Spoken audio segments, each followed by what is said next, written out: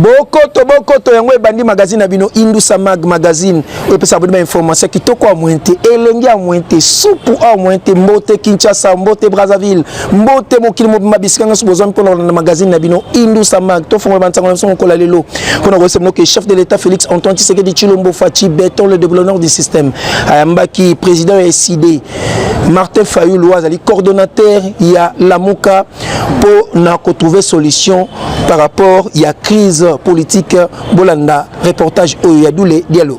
Après 3 jours ya kosenga liboso ya bato nyonso on a kokuta na mokonzi mboka et réponse na yango ipesamaki avec impact na idéologie chef de l'état Félix Antoine Tshisekedi Tshilombo Fachi béton le développeur du système akutanaki mokolo ya lelo na palais de la nation on a komona na ye imelanga kazaki mobimba tango za komona eboye bien rasé bien parfumé à l'attaque kitoko a moité elengi a moité ancien candidat président de la République il y a 2023 Martin Fayulu Madidi oyo amataki maleme na escalier palais de la nation wana tina sel mythique ya ambassadeur o ba yambanaki na chef de l'état Félix Antoine Tshisekedi Tshilombo Fachi béton le développeur du système wa fungolaki motema na eli boso na bango et leader ya SID pe coordonnateur ya Lamuka azalaki accompagné na ba compagnon d'élite na ye lokola Devos Kitoko Prince Penge Alex Dende na Chantal Moboni côté na ye chef de l'état azalaki pe assisté na directeur de cabinet na ye na adjoint P conseiller spécial en matière de sécurité coordonnateur ya conseil présidentiel il y a veille stratégique oyo basolo la ki plus de 2 heures de temps di solo yango le kai kitoko dimelanga ke nakobima na ye patron ya ICD expliquer ki liboso ya ba journaliste solution oyo ayena yango pona menace oyo ezoluka ekabola République démocratique du Congo 36 solutions nous devons créer un camp de la patrie. Donc les gens qui luttent pour leur pays. Et donc pour cela, avec toutes ces crises que nous avons, crise sécuritaire, crise sociale, crise politique, la solution c'est un dialogue. Donc je lui ai demandé de tout faire pour rencontrer les évêques de la Cinco et les pasteurs de l'ECC pour discuter afin de voir ce pacte social qu'il propose, comment est-ce que nous pouvons le mettre en avant.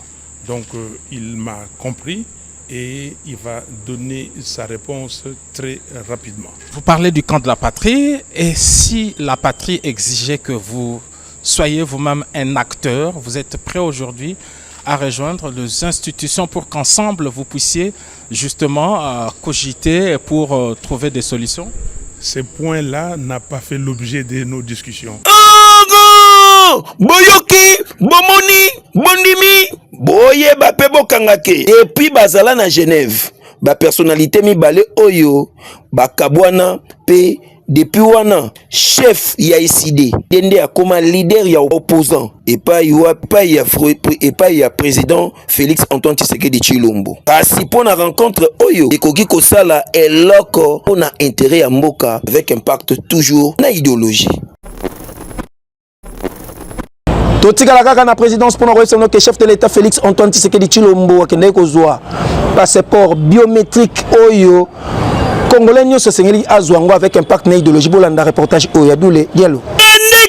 Bolingo soko tali yango na kati pe libanda na yango okolula yango amointe kitoko joli na ndenge ya defuate oyo ba améliorer yango makasi penza na technologie ya sika. Premier citoyen de la République azalaki mutu ya liboso azwaki passeport na ngonga muke boyeba que président de la République Félix Antoine Tshisekedi Tshilombo Fachi béton le développeur du système ayaki na centre d'accueil ya institut national des arts pona kokokisa likambo oyo ekangaki mboka na tamolai na oyo etali modernisation ya ba document ya voyage ayamba maki kitoko ipa ya ministre d'état ya ba affaires étrangères pe coopération internationale pe francophonie madame Thérèse Kaikwamba oyo chef de l'état a respecté ki ba procédure nyonso na ba étape tout ya enregistrement pour na kozwa document ya identité na ye oyo ezali produit ya Allemagne dermalogue dimelanga ke passeport oyo ya sika ezali benza na ba norme internationale et intègre na technologie ya sika ya kitoko nyonso wana pour na kolite contre fraude ezali na 38 pages oyo ezali entre bicarbonate na pis oyo pour na koyeba ko identifier kolokalize moto oyo akozala na yango. Passeport oyo ya sika pona kozwa yango ezali na $75 profuta yango na agence ya Equity BCDC tope koki kokota en ligne na site officiel pona kozwa passeport na yo. Pona kozwa passeport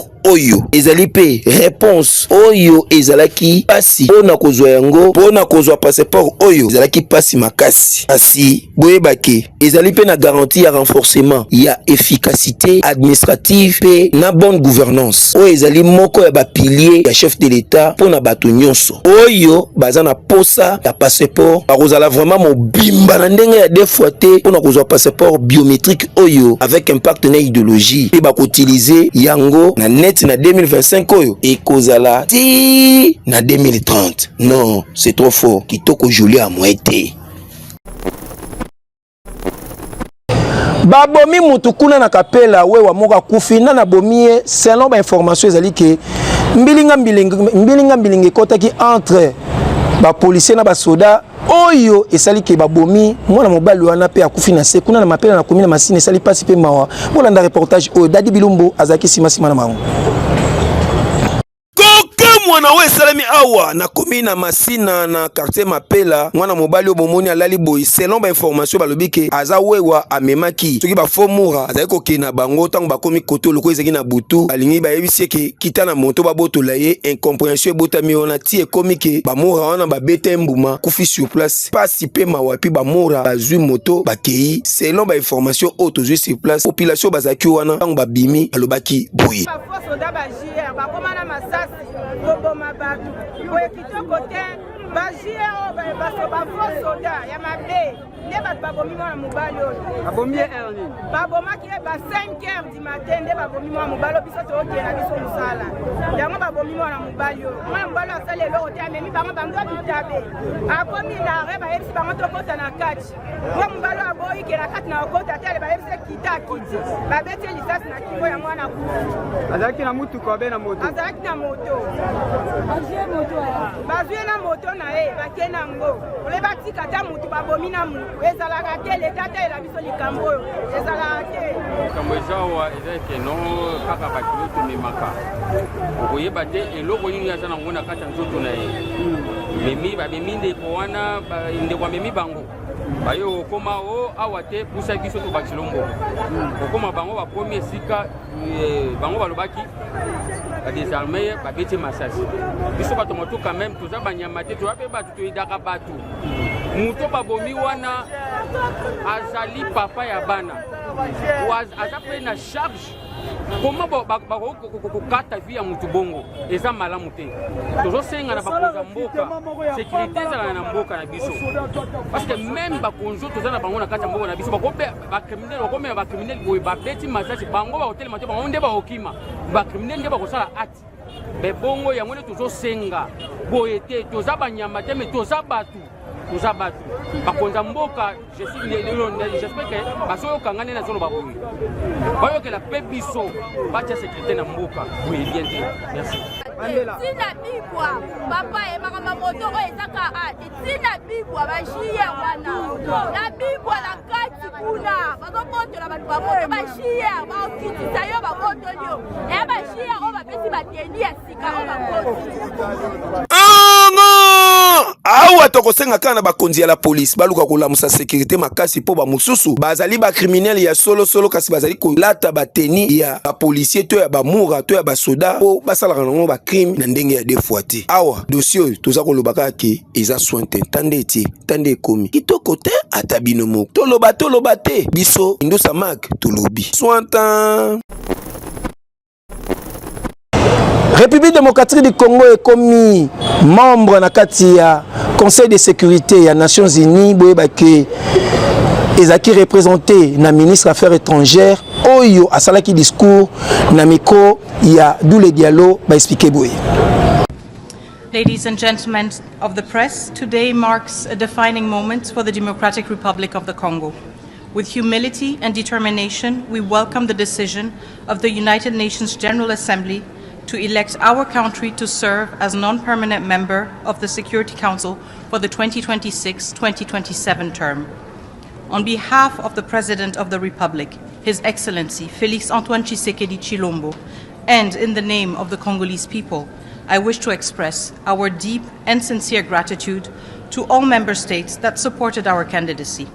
We also wish to pay tribute to the African Union, the unwavering support of our continental organization, and the solidarity of all its member states have been instrumental.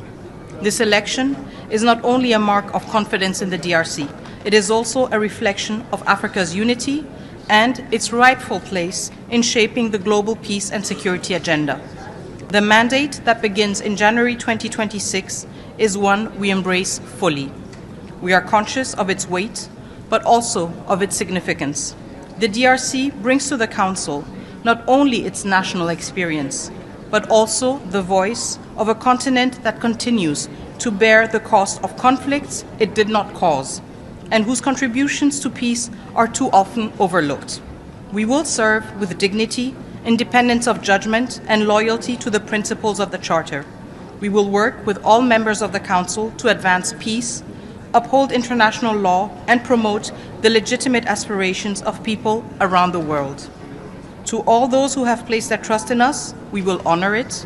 The DRC is ready to serve with clarity of purpose, fidelity to principle, and a commitment to shared solutions. Thank you.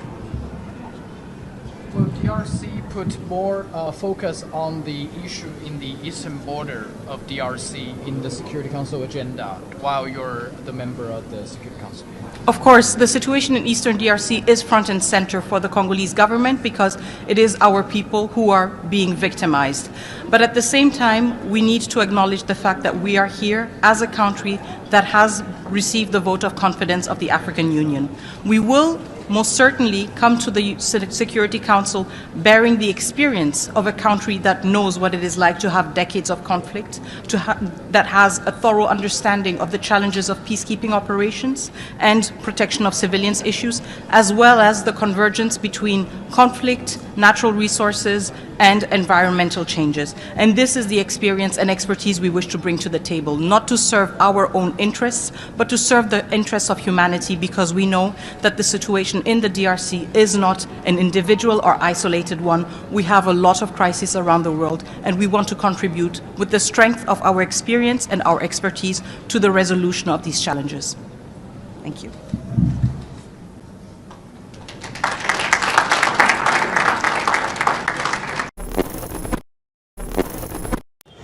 totikala kala na komina makala epai wapi komanda beja kangi bana kuluno babotola ki balingai babotola mwana mobali moko moto bango babotola ba chombo ba moto musala na bango yango wana 12 personnes bakotelaki mwana moto nde la police yo wana ekangi bango bolanda reportage oyo ya Dadi Bilombo l'élève du maître. Na mibali yo bozali komona ozomona boye bakuluna ya kosakana te bango awa na elengesa na komina makala bakomande penane banzambe. Donc ndenge ezalaka mokolo ya dimanche bango loka bazeki mpiaka balobi ke na mosa moi makasi wana bakota pona kolukala lar na bango ezali nde ya ko trakase batu, c'est-à-dire ko botola batu biloko bakoti na nzela bana ba moto ko botola bango ba moto ko botola bango ba mbongo ba mususu kutu ba chombo na niveau ya deux fois tende salaki ke ba bengi la police ba kiti wana bakangi bango bazaki plus de 49 mais oyo bozomona ezali ndambo ya échantillon bakangi bango avec impact na idéologie musala kitoko avec commanda Beja boyoka ndenge commanda Beja na commanda musundenge ba expliquer. Commandant Mbote, merci beaucoup. Namoni Bobengi to sur la télévision, chaîne nationale Mbalemba, na minute to éviter mais comme ça so combo nani awa to za. C'est commandant Benjamin Makala 0. Merci beaucoup. Tomoni bandeko mibali oyo botie bango maboko to éviter problème na bango zani. Ba uti na poste ya Kiputi na Tosa Obika. Ba dépend des bana ngai pas commandant poison mais le qui sur le terrain de Moni, il y a un civique qui va déranger la population de France qui est en moto. Puis là, on va aller. Il va toucher moto, il va toucher les moto qui va se faire. Il va la péter. Il y a un monde qui va la tête. Pour ça, il va tous les quatre. Il va faire Amérique. Merci beaucoup, commandant Beja. Tout le monde a beaucoup tout le temps biso mais bana ngo kaka bakendaka bazongaka ezalaka nini vraiment. Bon, to éviter. Mais objet d'otina mikolo ba songa te. Ba kene seke sengeli.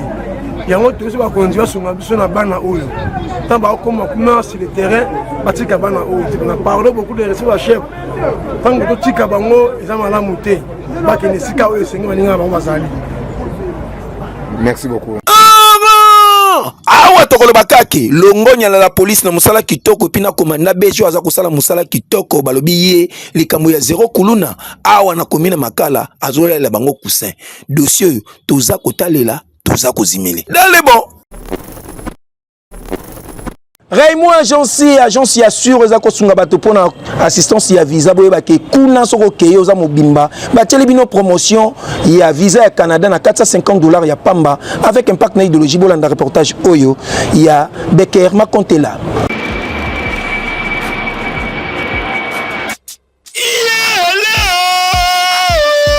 Raymond agence ya sûr pona assistance ya visa awa na Kinshasa pe na République démocratique du Congo mobimba.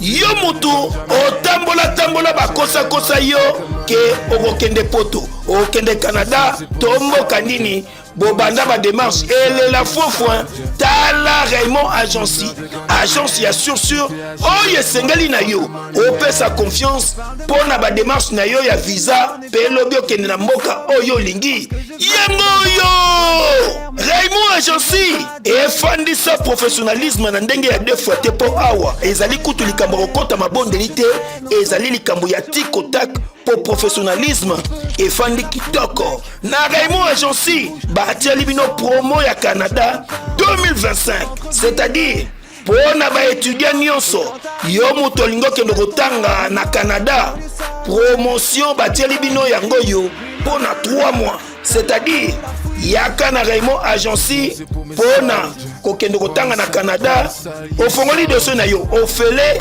ba traité dossier no kitoko joli malembe pe tango zwi visa na suka nde ofuti mbongo na yo na ndenge ya deux fois te po musala esalamaka kitoko awa wana ezali pona visa d'étude Canada. Raymond agence merci son billet là. Ok, avec son chef, toujours. Et c'est le départ. Merci beaucoup de nous faire confiance. Abigail, bon voyage.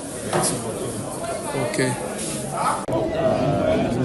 Merci beaucoup l'agence Raymond, la confiance sur la PSA qui est à l'honneur vraiment jusqu'au bout. En tout cas, nous sommes à la bilan sur la bande pour exécuter la confiance sur la PSA qui s'occupe de nous PSA en tout cas à la réussite la réussite.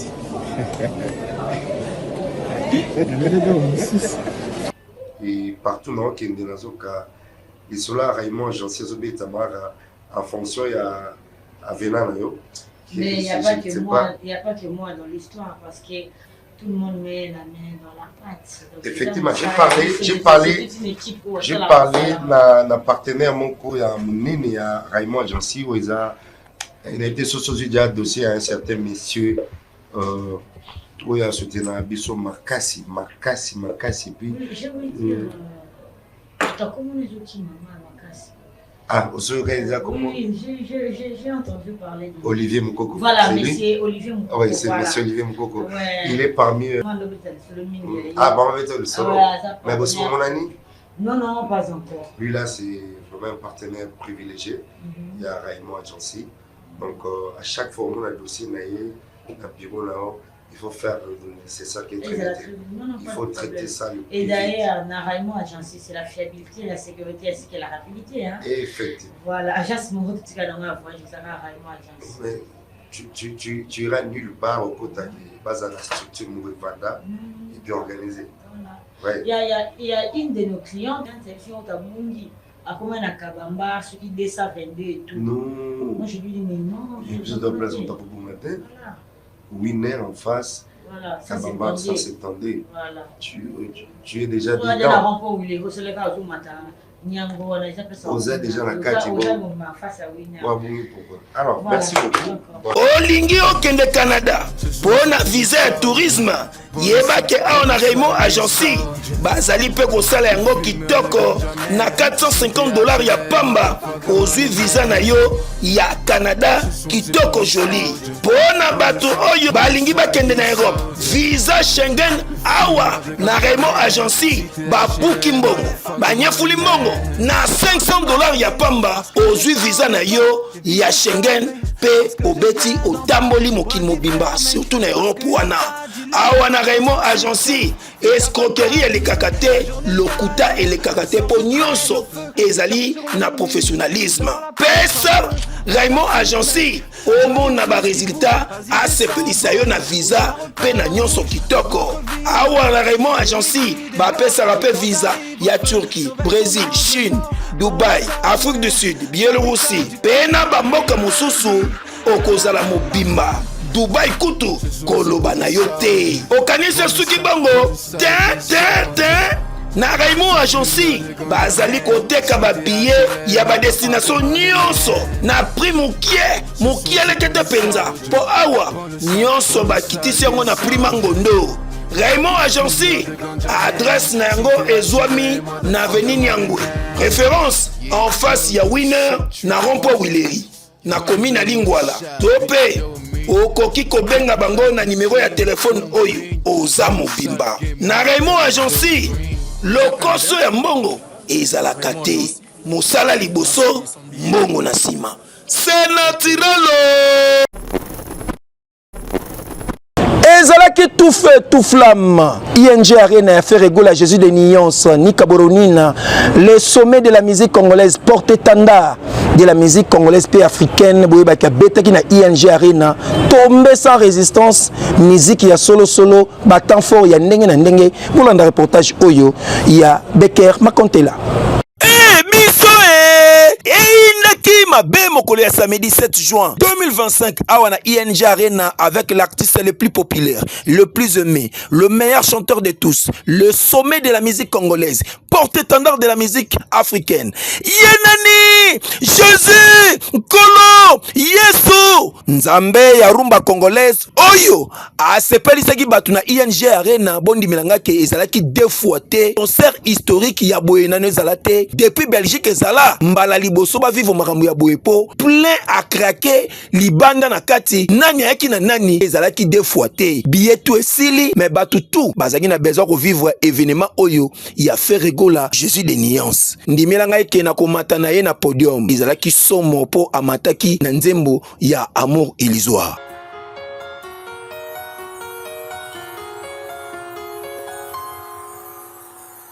Na bandoto nanga esina desida mobali nanga tena ye chocolat café taille mannequin na prénommé ma douceur sucre mon émir éternel Nzambe salamira pona mona aye. C'est un amour étrange, un amour qui ne brille que de mes songes, un amour qui me brûle que mes hanches. Ngaye batan fort ezalaki mbula awa na niveau ya deux fois te et bongo tange komaki côté ya ba invité na ye ezalaki somo ya koloba kuta ezali te po tango roi soleil wanga amataki Guy Van Bron ezalaki somo po bango mibale ezalaki likambo basala na mabe po makambo ya musique ezalaki kombaka jikute kosa awa nde ezala na pe machamo po ezali likambo ya luyembo yoke lokoyo.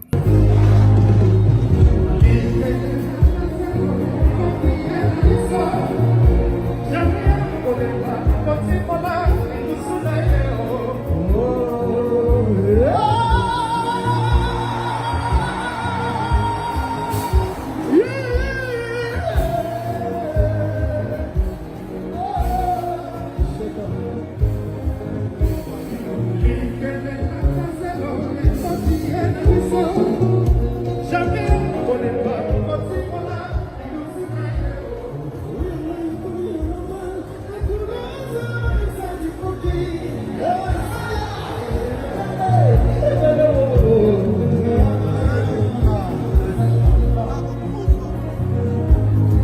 Et bongo tango et comme qui moma ya Jackie JDT Mulopwe pa popi angwalima moto kibala bango ndemi balé na faire rigola Jésus de nuance et zalaki somo po bango ba yemba ki martyrisé net kaka na film yoke logo yo.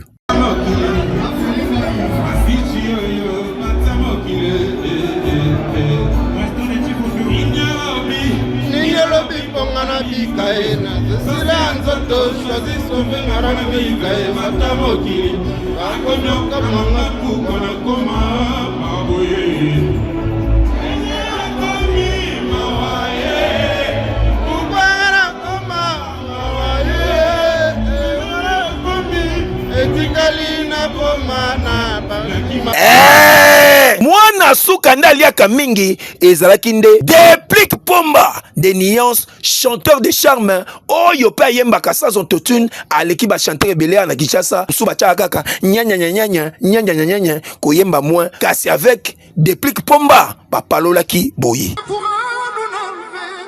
J'étais dans la peau à jamais, si coule dans mes veines à jamais.